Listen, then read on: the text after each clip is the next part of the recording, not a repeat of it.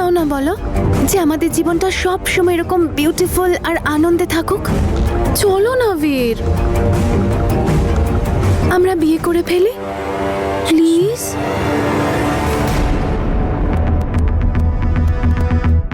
বীর, কোথায় তুমি? ফোনটা তোলো। তুমি চাও না যে তনু তাড়াতাড়ি নিজের লাইফে মুভ অন করে ভালো থাকুক?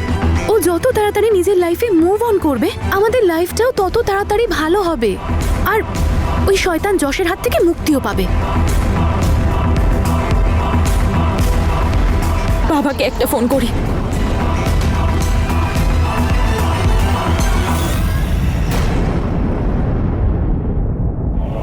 ফোনে কার সঙ্গে কথা বলছো?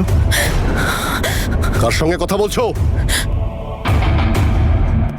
ওহো, মিস্টার বীর, ও আসবে না তোমায় হেল্প করতে, ভুলে যাও। ও তো তোমার বোনের সঙ্গে এখন খুব ফুর্তি করছে।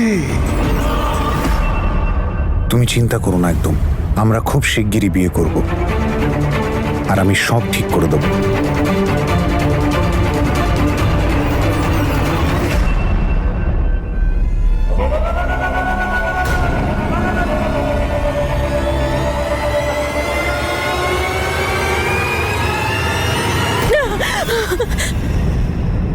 এই, তোকে তো আজকে কি হচ্ছে মা? মা, তোমার ফোনটা দাও তো। আমার সঙ্গে চালাকি? সবাই নিজেদের ফোন দাও। আমি বলছি সবাই ফোনগুলো দিয়ে দাও, না হলে এমন অবস্থা করব সারা জীবন পস্তাবে। কি করবি তুই? নোংরা কাজ করব। দিদি, ওর কোনো ভরসা নেই, দিয়ে দাও। আর সবার দিকে নজর আছে আমার, কোনো ভুল করবে না। মনে হচ্ছে তোমরা ভুলে গেছো আমার সঙ্গে কিছু করলে এবাড়ির হাজবেন্ডস বয়েজ সবার মতো জেলে যেতে হবে। ওরা সবাই এখন জেলের মধ্যে খেল দেখাচ্ছে, জেল খেল জেল খেল জেল খেল। ছেড়ে দাও, মেরো না, ও বাবা লাগছে। চুপচাপ সবাই নিজের ঘরে যাও।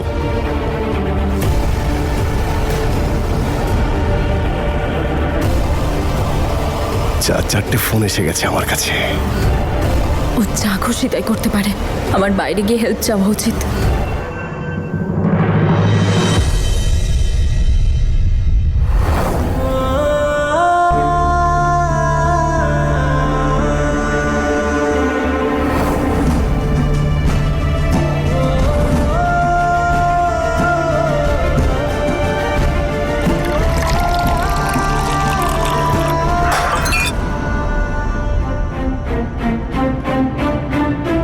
বাবা, বাবা কি করছো? সাবধানে। তুমি ঠিক আছো? ওষুধ খেয়েছো? ওষুধ দেওয়ার লোকটাই তো আর নেই, কি ওষুধ খাবো?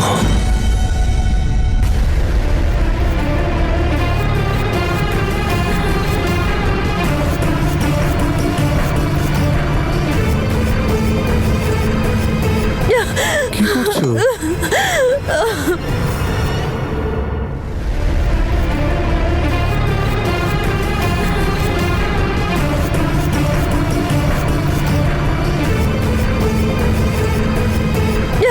কি করছো?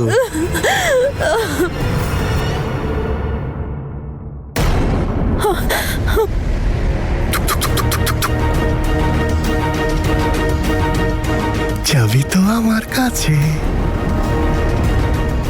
কি হলো বেবি, খুব বাইরে যেতে ইচ্ছে করছে? বাইরে যেতে চাইলে আমার পারমিশন লাগবে। যদি বাইরে যেতে খুব ইচ্ছে করে তাহলে আমার পারমিশন নাও। যদি আমি হ্যাঁ বলি তাহলে যাবে। তবে তুমি তো ভালো মতোই জানো আমি তো হ্যাঁ বলবো না।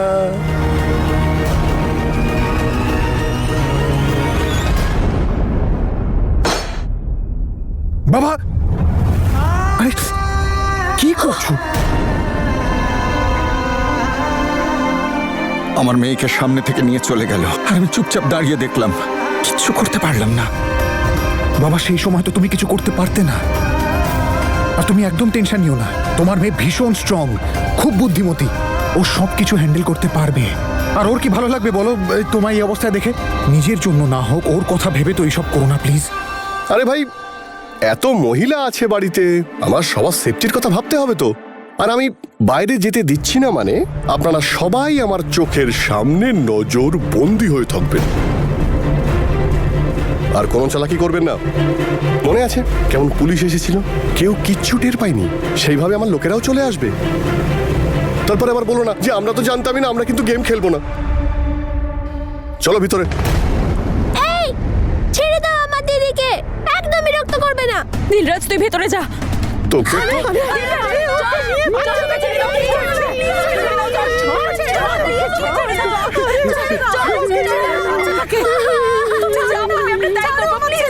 ছেড়ে দাও।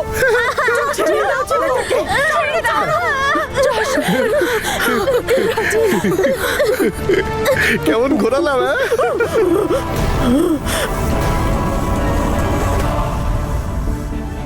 আমি তো বললাম ওষুধ বাবা খাবো না। তনুর জন্য প্লিজ।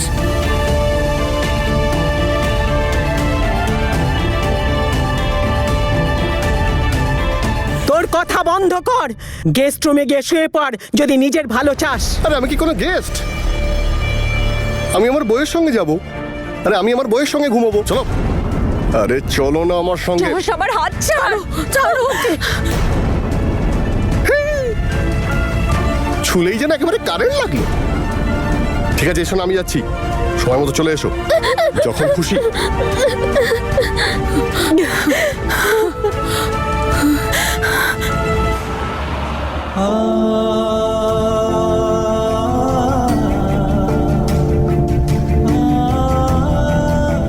তনু এইভাবে চলে যাবে ভাবতে পারিনি।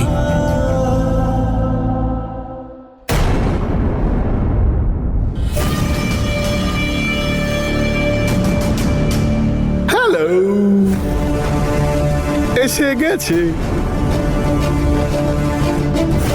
দেখো শোনা, কিভাবে আমি নিজের হাতে কি সুন্দর করে খাটটাকে সাজিয়েছি।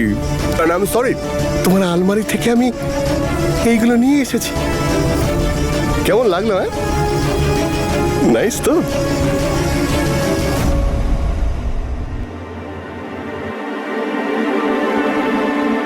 তনুর দুখানা মিস কল, তাও আবার এই সময়।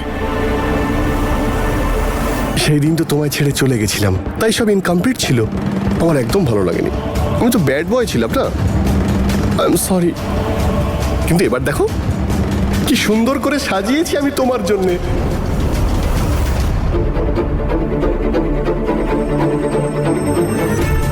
তনুর ফোনটা কেন লাগছে না? আন্টিকে একবার কল করি। মাথা খারাপ হয়ে গেছে তোমার? এসব কি নোংরামো? বেবি, এসব নোংরামো নয়, এটা আমার ভালোবাসা। এটা বাসর রাত, যা গতবার অসম্পূর্ণ ছিল, তাই এইবার আমি সম্পূর্ণ করব।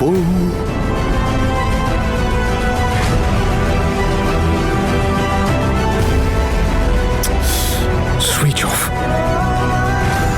ডেফিনেটলি কোনো প্রবলেম আছে। একজনের ফোন লাগা উচিত ছিল, না হলে তনু এই সময় দুটো মিস কল, দুবার ফোন করতো না।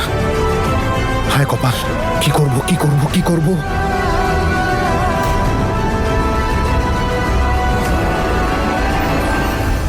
আরে আমি তোমার স্বামী, আমার তোমার উপরে অধিকার আছে। আরে আরে কতদিন পরে তোমাকে পেয়েছি, একটু তো কাছে এসো আমার। এসো না।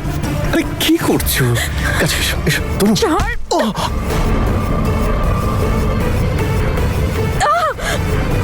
তুই যা করেছিস,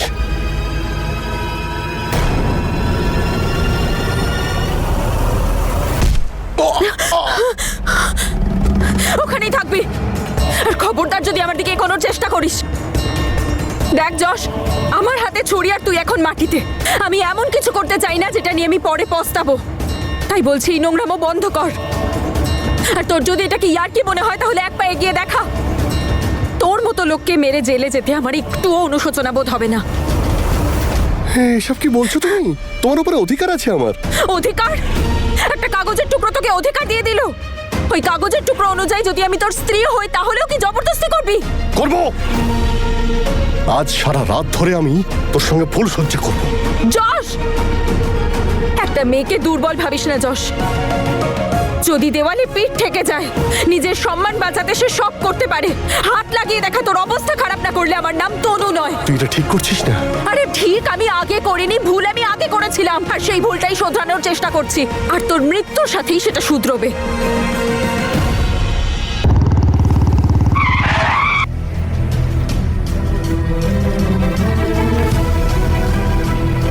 তালা?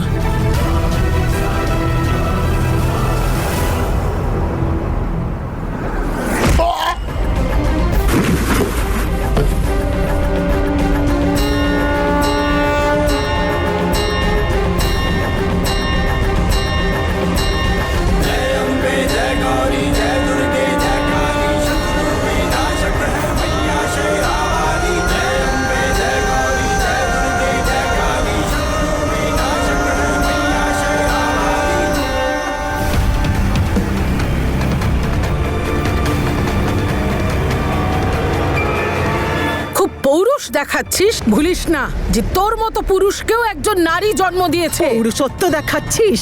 তুই জানিস না যখন কোনো মেয়ে চণ্ডী রূপ ধারণ করে তখন তার সামনে যে কোনো পুরুষ ইঁদুর হয়ে যায়। আমি বলছি ওকে মেরে মাটিতে পুঁতে দিস। হ্যাঁ, তোমাদের সবাইকে বাড়ি থেকে বের করে দেবো। বাড়িতেও কেউ নেই, আর কারোর ফোনও লাগছে না। তনুর রুমের লাইটটা তো অন দেখছি, কিন্তু এখানে তো তালা ঝুলছে। নিশ্চয়ই কিছু না কিছু একটা ব্যাপার আছে। আরে সিরিয়াস হয়ে না, আমি তো প্র্যাঙ্ক করছিলাম, প্র্যাঙ্ক। সবাই সিরিয়াস হয়ে গেছো, ভয় পাইয়ে দিয়েছি আমি। এই যে আমি এই কম্বল নিয়ে নিয়েছি। আরে এত সিরিয়াস হবে না, কম্বল নিয়ে নিয়েছি।